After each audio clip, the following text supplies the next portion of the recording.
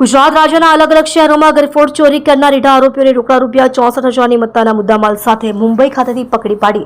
કુલ 3 અનડિટેક્ટ ગુનાઓ ડિટેક્ટ કરતી Udhna surveillance team સુરતના ઉધના પોલીસ સ્ટેશનના પોલીસ ઇન્સ્પેક્ટર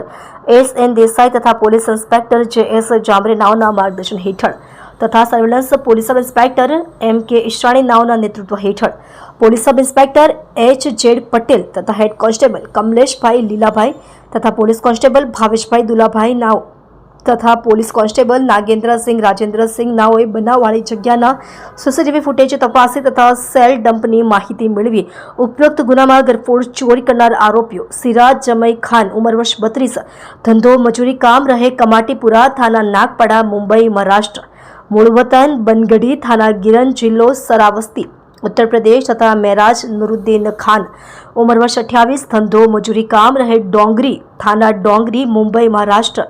वतन बनगटी थाना गिरन जिल्लो सरावस्ती उत्तर प्रदेश नाओने मुंबई खातेथी पकड़ी पाड़ी जेओनी युक्ति प्रयुक्तिथी पूछपरछ करता तेओए उधना खाते घरफोड़ चोरी कर्या बाद 8 દિવસ બાદ રાજકોટ શહેર ખાતે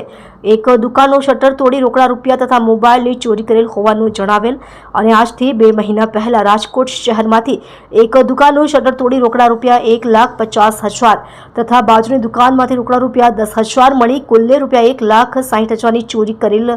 હોવાનું જણાવેલ જે બંને આરોપીઓને રોકડા રૂપિયા 64,000ની મત્તાના મુદ્દામાલ સાથે પકડી પાડી કુલ 3 અનડિટેક્ટ ગુનાઓ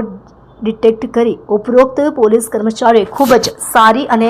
પ્રશંસનીય કામગીરી કરેલ છે।